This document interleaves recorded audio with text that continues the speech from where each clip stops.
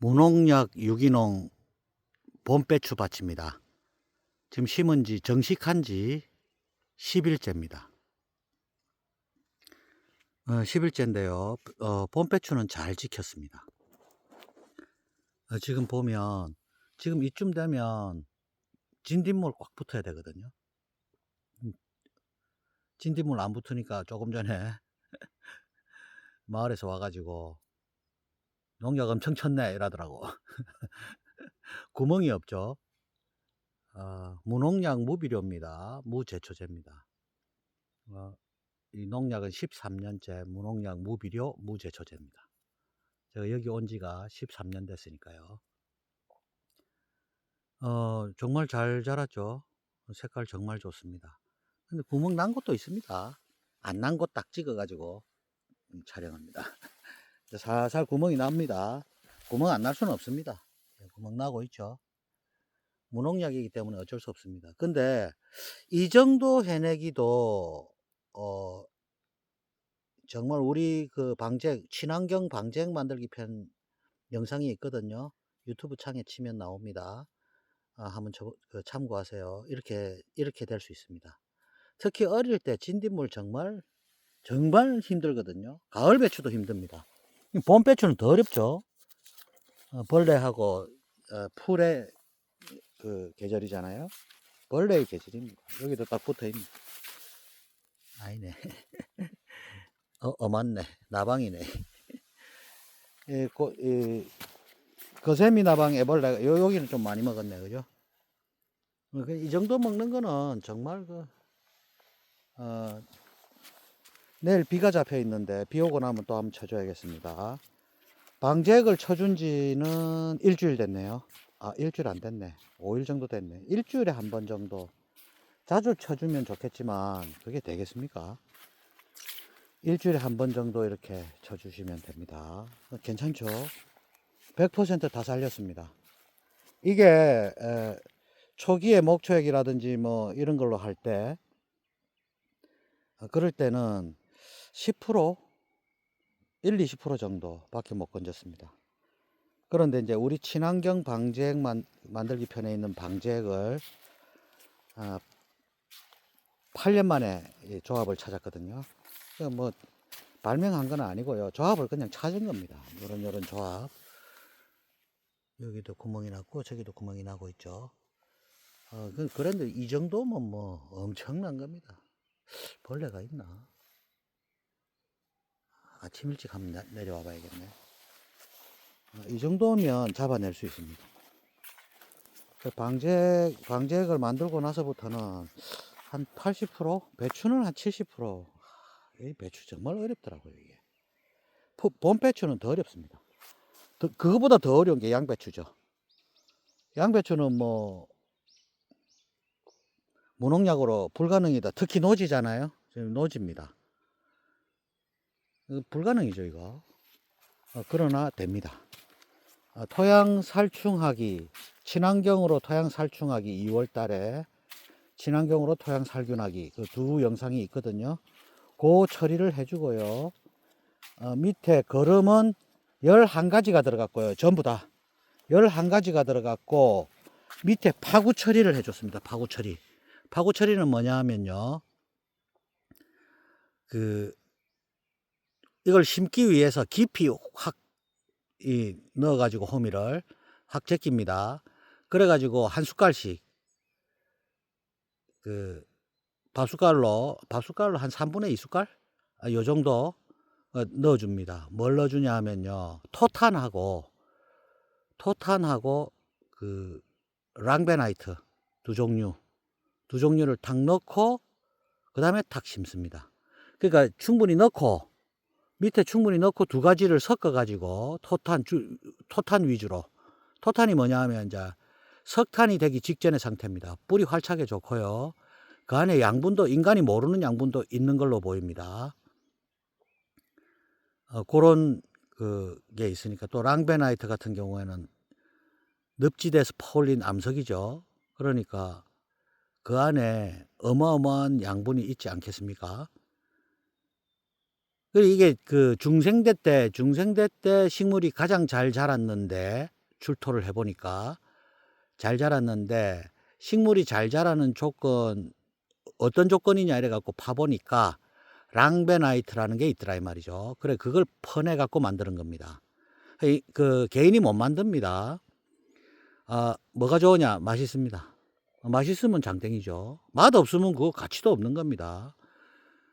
우리가 유기농이라 해 가지고 사 먹으면 특징이 뭐냐면 맛이 없습니다. 왜냐하면 거름을 충분히 못 집어넣는단 말이죠. 유기농 거름, 인증받은 거름들이 상당히 고가죠. 그 일반 거름의 20배 30배 막 이렇게 합니다. 같은 부피로 무게로 하죠. 같은 무게로 20배 30배 정도 됩니다. 그러니까 비싸니까 못 집어넣으니까 맛이 없는 거죠. 유기농, 자연농 뭐 이런 거 특징이 맛이 없다는 겁니다. 먹어보면 풋내 나고 막 이러거든요. 그 혹시 주변에 뭐 자연인 비슷하게 이렇게 산골에 이렇게 사신다든가 그런 분 있으면 가서 작물 키울 거 아니겠어요? 그러면 드셔보세요. 맛없습니다. 그게 왜 맛없느냐 하면 이 산에서 그 낙엽 썩은 거 이런 거 막 갖다 놓고 이러거든요. 그 양분 없습니다. 아무리 갖다 넣어 보세요. 풋내 나고요. 어느 정도 풋내 나냐 하면 역겨울 정도로 풋내가 납니다. 그러니까 확 씹어보고 확 뱉어버립니다. 그 정도로 맛없어요. 그게 이제 양분을 못 넣기 때문이거든요. 그게 왜 그런가 하면 이 양분에 미량원소 이런 것도 많잖아요. 그러니까 필요한 게 많다고. 그러면 이게 균형이 안 맞으면요. 이게 균형이 안 맞으면 맛이 어우러지지가 않는다는 거죠. 그러니까 맛이 없다는 거죠. 하나라도 부족하고 막 이러면. 그러니까 저 같은 경우는 다양하게 넣는 거죠, 밑에. 뭐가 들었는지 모르니까. 유기농 자재 같은 경우에는 그 퍼올린 암석이잖아요. 늪지대에서 퍼올린 암석, 뭐 토탄 같은 경우에는 석탄이 되기 직전의 상태라는 거죠. 석탄으로 쓰기에는 좀 애매하고. 그러니까 수천 년 동안 이게 숙성된 거잖아요. 땅 속에서. 그러니까 그 안에서 그 뭐 미생물도 있고 뭐 온갖 게 다 있지 않겠습니까? 혹시 토탄이 만들어지면서 그게 호수였으면 유기물도 어마어마하게 많겠죠. 또 바다가 융기하고 막 이러잖아요. 그러니까 해조류도 많을 거고 그 오래 숙성됐단 말입니다. 그러니까 그 안에 뭐 그 실험실에서 뭐 NPK 막 이렇게 하는데요. 그거 이외에도 인간이 모르는 게 있을 거라고 저는 봅니다. 맛이 아주 독특하거든요. 맛있습니다. 일반 시중에서 맛볼 수 없는 그런 맛이 납니다. 그러니까 저 같은 경우에는 이제 다양하게 넣는 거죠. 균형이 맞게. 그렇게 하면은 인제 자기가 신체적으로 좀 그 불균형이 되는 수가 있죠, 살다 보면. 그래서 뭐 어떤 병이 생긴다거나 막 이렇게 하면 그 작물을 먹으면 이제 균형을 맞춰 주는, 그래서 인제 치료가 되는 그런 효과도 볼 수 있다, 이런 이야기입니다. 특히 인제 염증 같은 거 잡는 거라든지 그 몸속에. 그런데 이런 게 상당히 효과가 있는 걸로 제가 증명하고 있습니다. 제가 "어디 아프다." 이러면 계속 그것만 먹여 보고 막 이렇게 하는 실험 대상이 있거든요.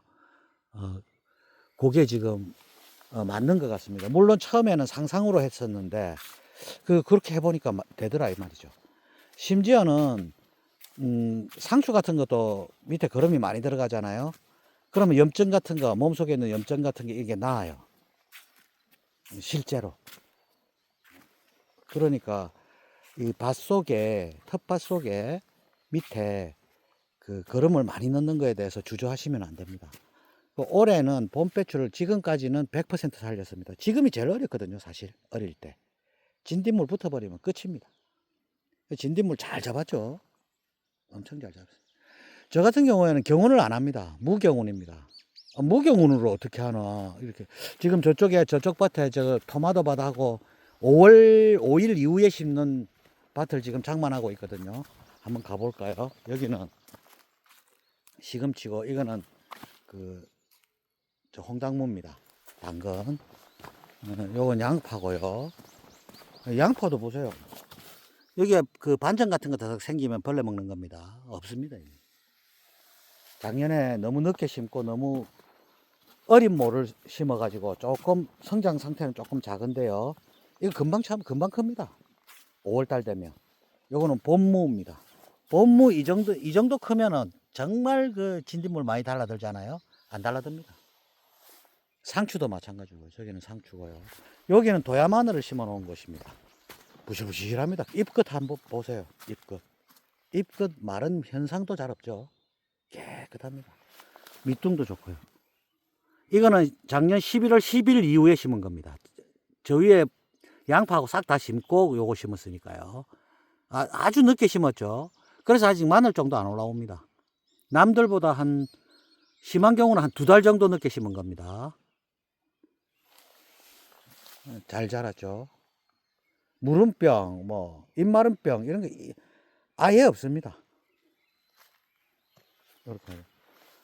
그래 이제 저 같은 경우는 지금 이렇게 보시면 이렇게 일부러 조성할 수는 없습니다. 불가능합니다. 일부러 이거 찍으려고 이렇게 만드는 거 아니에요. 그럴 수 없습니다. 그 보면 작년에 그 했던 골 있죠. 골 그대로 살리잖아요. 두둑도 그대로 살리고 그 위에 여기에 11가지를 쳐주고요. 이 유기NK 갤럭시 석회 유황 이래가 11가지를 쳐주고요. 그 위에 포대거름을 쫙 덮었습니다. 왜냐하면 이게 알갱이들 있잖아요. 제가 먼저 뿌려준 알갱이들이 햇빛을 바로 보지 못하도록 위에 덮었습니다. 그래가지고 이게 한 일주일 정도 됐거든요. 바로 해도 되는데 다른 거 한다고 또 집안에 일도 있고 이래가지고 갔다 온다고 한 일주일 놔뒀습니다. 그럼 위에 이게 냄새가 다 날아가고 이렇게 하겠죠. 햇빛도 좀 보고.